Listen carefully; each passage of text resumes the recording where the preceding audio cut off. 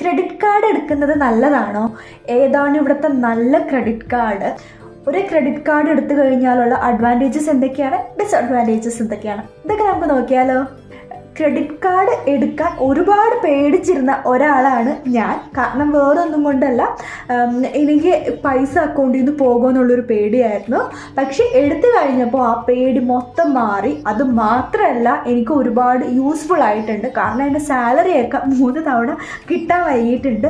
So ആ ഒരു സമയത്തൊക്കെ എനിക്ക് ക്രെഡിറ്റ് കാർഡ് ഉള്ളത് ഒരുപാട് ഉപകാരം ചെയ്തിട്ടുണ്ട്. ക്രെഡിറ്റ് കാർഡിൻ്റെ യൂസസ്: ഫസ്റ്റ് തന്നെ നിങ്ങൾ ഇപ്പോൾ റെഫറൽ വെച്ചിട്ട് കയറുകയാണെന്നുണ്ടെങ്കിൽ നിങ്ങൾക്ക് 80 യൂറോ ഫസ്റ്റായിട്ട് ഏൺ ചെയ്യാൻ പറ്റും.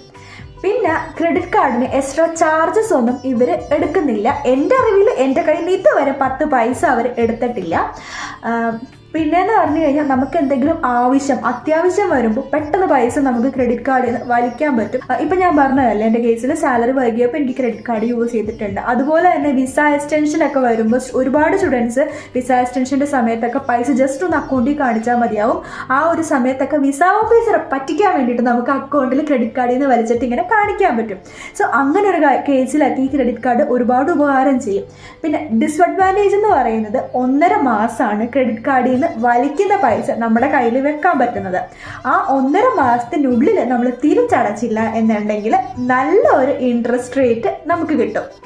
ക്രെഡിറ്റ് കാർഡ് ഉള്ളത് എപ്പോഴും നല്ലതാണ്, പക്ഷെ നിങ്ങൾക്ക് പൈസ എപ്പോഴും തിരിച്ചടക്കാൻ പറ്റും എന്നുള്ളൊരു ഉറപ്പ് വേണം. കാരണം തിരിച്ചടക്കാൻ പറ്റിയില്ല എന്നുണ്ടെങ്കിൽ വലിയൊരു ഇൻട്രസ്റ്റ് ചിലപ്പോൾ നിങ്ങൾക്ക് വരും. നിങ്ങൾ ഇപ്പോൾ ഏത് ക്രെഡിറ്റ് കാർഡ് യൂസ് ചെയ്യുകയാണ് എന്നുണ്ടെങ്കിലും ഏത് രാജ്യത്താണ് എന്നുണ്ടെങ്കിലും ഫസ്റ്റ് പഠിക്കേണ്ടത് മണി മാനേജ് ചെയ്യാൻ വേണ്ടിയിട്ടാണ്. ഈ മണി മാനേജ് ചെയ്യാൻ അറിയാത്തതിൻ്റെ കുഴപ്പം കൊണ്ടാണ് ഒരുപാട് പേര് ക്രെഡിറ്റ് കാർഡ് എടുത്തിട്ട് ഇൻട്രസ്റ്റ് റേറ്റ് ഒക്കെ ഇങ്ങനെ അടച്ചുകൊണ്ടിരുന്നിട്ട് ഇങ്ങനെ പെട്ടുപോയി കിടക്കുന്നത്. പിന്നെ ക്രെഡിറ്റ് കാർഡിൻ്റെ റെഫറൽ വേണമെന്നുണ്ടെങ്കിൽ നിങ്ങൾ DM ചെയ്താൽ മതി. പക്ഷേ നിങ്ങൾ കറക്റ്റായിട്ടത് യൂസ് ചെയ്യാം. സോ അത്രയേ ഉള്ളൂ. സോ എല്ലാവർക്കും ബൈ.